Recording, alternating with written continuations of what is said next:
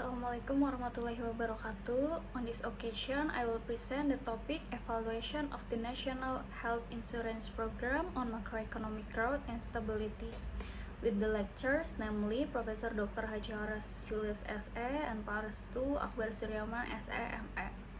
Hopefully, the material that I convey can provide useful insight for all of us. The first discussion I will discuss regarding the background is the inequality of infrastructure and human resources. Although the coverage of the national health insurance has reached more than 90%, which significantly reduced direct public expenditure on health, the distribution of facilities and medical personnel is still very unequal. Remote areas often lack adequate doctors, nursing staff, and health support facilities. Then, there is also the threat to the sustainability of financing with the surge in the prevalence of chronic diseases as the community age causing claim costs to increase, creating a serious deficit in BPJS. In fact, the government must often inject additional funds so that the deficit can be covered. There are also challenges in service quality and participants' satisfaction, with complaints from the public noting long lines, slow claims, and often suboptimal service at health facilities. Although the National Health Insurance Program guarantees quality in theory, its implementation still encounters many systemic obstacles. While there has been a significant increase in visits to puskesmas and hospitals, access to service is still influenced by economic status and geographic location. The poor and rural areas often experience limitation in accessing inpatient or follow-up services. Next, based on this background, I took the problem formulation on this topic, namely, first, how effective is the implementation of the JKN program in improving access and quality of health service in Indonesia? Second, how is the implementation of the JKN program in accordance with the laws and regulation governing social security in Indonesia? And last one, to what extent does the JKN program contribute to economic growth and national productivity? Next, research objective. This research aims to assess the sustainability of JKN in strengthening Indonesia's health service system and to evaluate its economic and macroeconomic impacts using literature review. Next, about the theoretical foundation. National Health Insurance Overview. The definition of the National Health Insurance Program is a government initiative that guarantees financial protection for the entire Indonesia population in meeting basic needs in the health sector. The program is run through a social insurance mechanism that covers comprehensive health services, ranging from promotive and preventive to curative and rehabilitative according to the Ministry of Health 2014. Next, on financing from public funds plays a crucial role in driving progress towards achieving universal health coverage or UHC, global commitments in the Sustainable Development Goals, or we can say SDGs, launched by the United Nations or UN, affirm that every individual should have access to quality health services, and the utilization of these services must be accompanied by financial protection so as not to burden households or spenders economically. The level of public spending in the health sector is strongly influenced by the health financing policies implemented and the extent to which the government prioritizes the health sector. Therefore, during this period of transition and strengthening of health financing, it is crucial to ensure adequate public financing to ensure effective coverage of health services while providing protection against financial risk, which is the essence of UHC. Next, measuring JKN effectiveness about access, utilization, and health outcomes.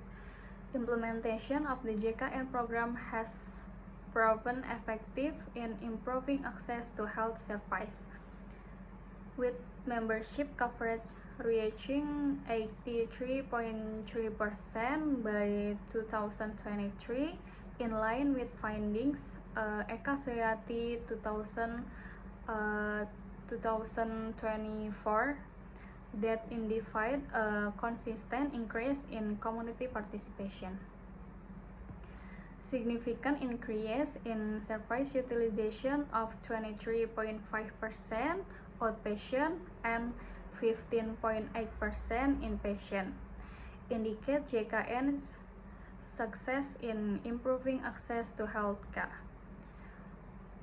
which is confirmed by research Sativa 2023 and analyze factors affecting JKN patient satisfaction.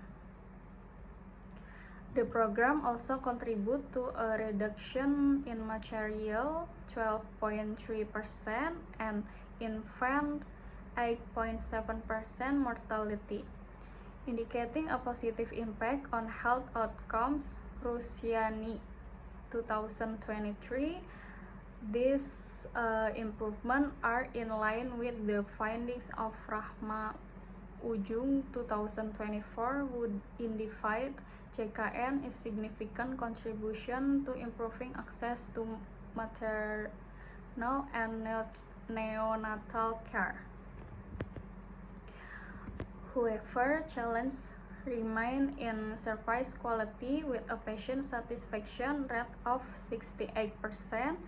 Issues such as long waiting times and drug availability are a concern, as confirmed by a study Sativa 2023 that analyzed factors affecting JKN patient satisfaction, access disparities between urban and rural areas, as well as inequality in the distribution of health facilities and personnel weaken service equity.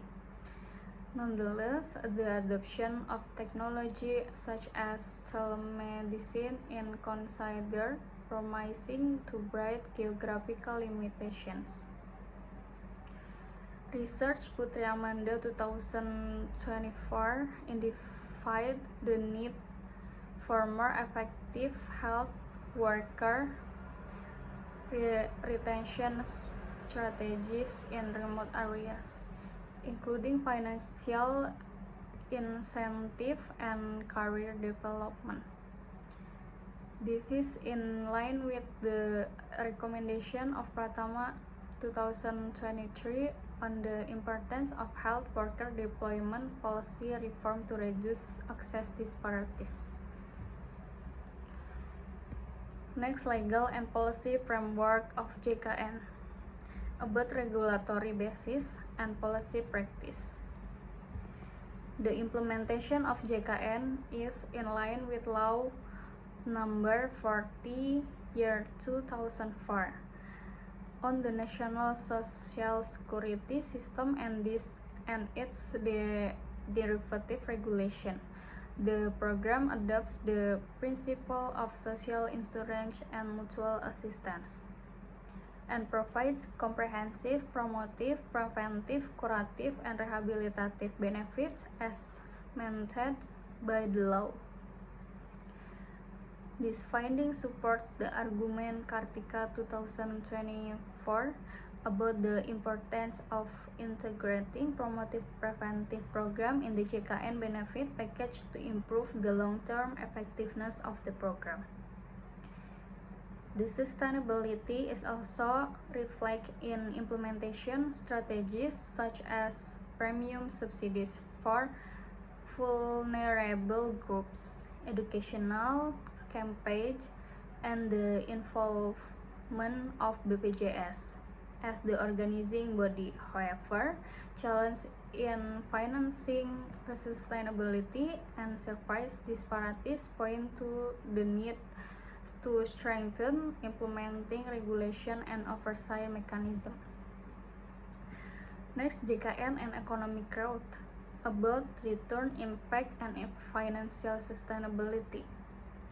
JKN shows a positive economic contribution with a return on investment or ROI value of 1.48 US dollar for every $1 of investment.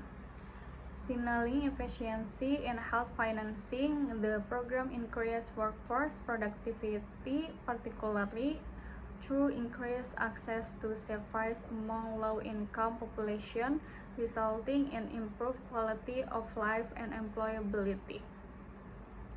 However, financial sustainability is a major concern given that the JKN budget allocation reached 3.7 trillion rupiah in 2023.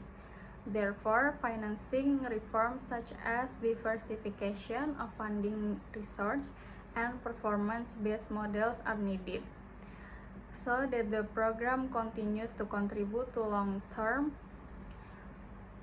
economic growth. Analysis, Ministry of Finance 2024 emphasized the importance of diversifying funding source and optimizing provider payment mechanism to ensure program sustainability. This finding is reinforced by a study Saputra and Husaini 2024 that proposed an innovative performance-based financing model to improve financing efficiency. Next, prior is research on JKN can be concluded. The literature illustrates that JKN has significantly expanded health service coverage and support the achievement of the SDGs. However, challenges remain, including bureaucracy, quality gaps, infrastructure, and skilled human resource, especially outside urban areas. Most existing research focus on policy. Empirical research on patient experience and program effectiveness is limited, highlighting the need for further research using robust primary quantitative data. Next, conceptual framework and variable. The variable I take are economic growth, education level, and health, with the Y variable being poverty. I will explain the relationship between these variables. Economic growth. The higher the rate of regional economic growth, the greater the chance of people moving out of poverty. Research findings in various regions show that an increase in real GDP often correlates with a reduction in poverty, with a significant elasticity of around 45% reduction in poverty for every 10% economic growth. Education level. Improve access to and quality of education strengthens people's ability to obtain better jobs and increase their income, which in turn contributes to a reduction in poverty. Health. The health status of people affect productivity and employability. Improving health indicators through access to health services and investment helps reduce poverty by increasing incomes and reducing the costs associated with illness.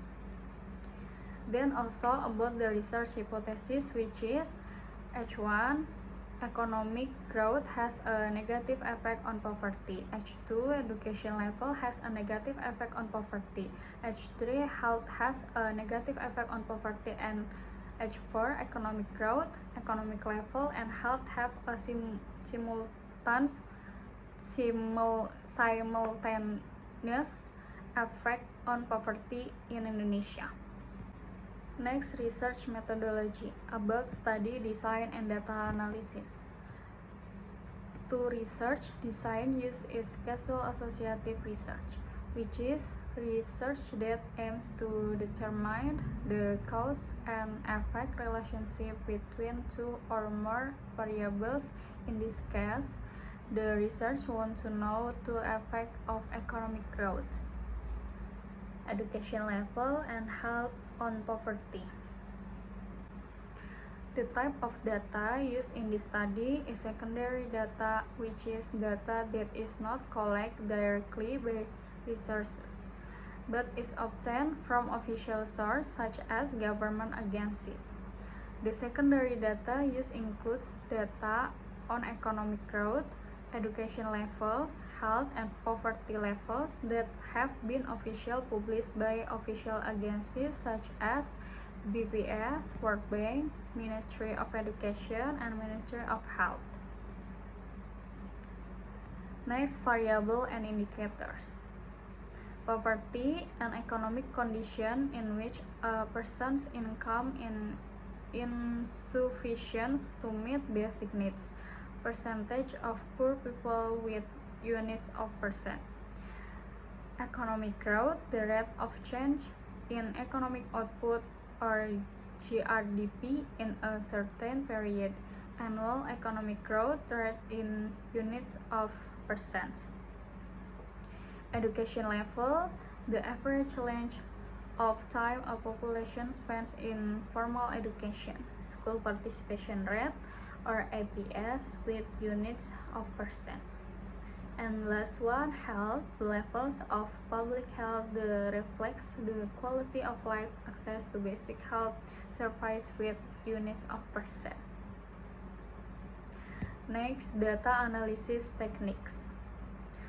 Descriptive regression analysis and classical assumption significant tests. Descriptive methods are used to describe the current state, trends, and development patterns of each variable over time, providing a comprehensive overview of economic growth, education levels, health indicators, and poverty rates in Indonesia. These methods help to identify patterns, disparities, and correlation across regions and periods. Multiplier linear regression models are then employed to quantitatively assess and estimate the magnitude and direction of the impact of the independent variables economic growth, education, and health on the dependent variable, which is the poverty rate. This statistical approach allows for the evaluation of how change in each factor individually and collectively influence poverty levels, while controlling for the effect of the other variables. The model helps in understanding causal relationship, making it a valuable tool for policy formulation and development planning. These include tests for normality, multicollinearity, heteroscedasticity, and autocorrelation, followed by T-partial, F-simultan, and R-square explanatory power test. And the last one is key findings and conclusions. JKN has effectively increased health service access and improved health outcomes, contributing to productivity gains and poverty reduction. However, challenges persist with quality and equity of care, funding structure, and regulatory oversight. Policy recommendation focus on sustainability financing reforms and expanding research into JKN's impact to support more inclusive and effective healthcare for Indonesia. Okay, that's all for me. Thank you. Wassalamualaikum warahmatullahi wabarakatuh.